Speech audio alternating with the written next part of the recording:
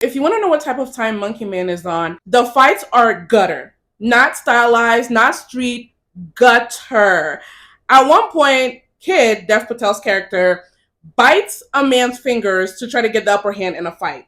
At another point, he bites off a man's nose. Like multiple attempts, succeeds in biting off the man's nose on some Rick Grimes shit.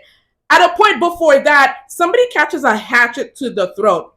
They weren't part of the fight. There were some, I won't say innocent, person running, trying to get away. They weren't watching where they were going, and they caught it right in the jugular. Written by, directed by, and starring Dev Patel, because that is what you have to do when you're underrepresented and you want to see creative stories with your image featured. That, and you need a supporter with equal or more clout. Cue Jordan Peele. The story is about a man who was brutalized and victimized by the government as a child, lost everything, and so he grows up to seek revenge on that oppressive government. We love those kind of stories. So inspirational. The movie also has political commentary, makes political commentary and allegories to India's government, the oppressive nature of it, Hindu nationalism, all of that, all things that I am not equipped to talk about confidently, but you can check out this awesome article that I read written by Nitish Pawa on Slate for details and backstory and contextual framing of the movie in the political sense. You'll also learn things like this movie was originally slated to come out on Netflix, but Netflix dropped it because they're very concerned about their Indian market. The political commentary made them uncomfy, so they backed out, and then Jordan Peele stepped in and advocated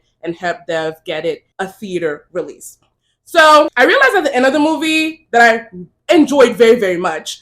I realized at the end of the movie that we did not know Dev's character's name. Like, we never heard his name. And I found out after that he's credited as Kid. And I think that is very fitting because his character is definitely a symbol for the marginalized and those victimized by the government in the movie. Everyone around him gets a name. People in the third gender community, the Hijra community, get names, but he doesn't because he is a stand-in for them, as they also have their own voices featured in the movie, which I loved. I also love that he was rehabilitated and hidden and cared for by not only other marginalized people, but people who are more marginalized than even he is. In the final fight, the final confrontation between Kid and Baba Shakti, he asked him, do you even know their names? Do you even know the names of the people that you have killed, the people that you have displaced in pursuit of your own means?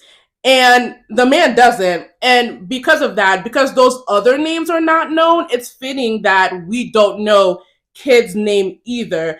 Also because he's a stand-in for a god. He is an avenger of sorts. But to that end though, in the end, Kid accomplishes his revenge. He gets his personal revenge, but the system is still in place. And I like that. He didn't bring down the system. He didn't even reform the system because the political leader who's like ahead of the polls or whatever is still alive. He made it out. Also, shout out to the part of the movie where the newscaster said that, the international community condemns how the leader is speaking about, the marginalized communities in India, but they're not going so far as to ask that he step down or anything like that. So true to real life. Love it. But yes, he didn't bring down the system. He got a personal victory out of it. And to that end, I find it not funny, but it struck me that the news called him a terrorist after the first attack that he made in the club. They called him a terrorist. And as a lone wolf, he wasn't able to do anything to impact the system. He did give the Hijra resources. They got money to be able to move and set themselves up elsewhere. But how far is that really going to take them?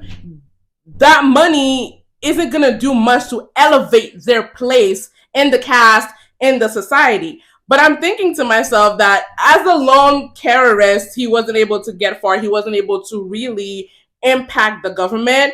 Just two prongs of the government, which can be replaced in the machine. But if he had hooked up with some other people who are orphaned by that oppressive, violent government, and from an organization, then that organization may have been able to move with governmental, like, systemic might.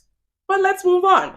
I give the movie a 4 out of 5. Very enjoyable, very engaging. Some of the camera work were a little hard on my eyes, like to keep track of like how fast things were moving. But other than that, loved it. Let me know what you think.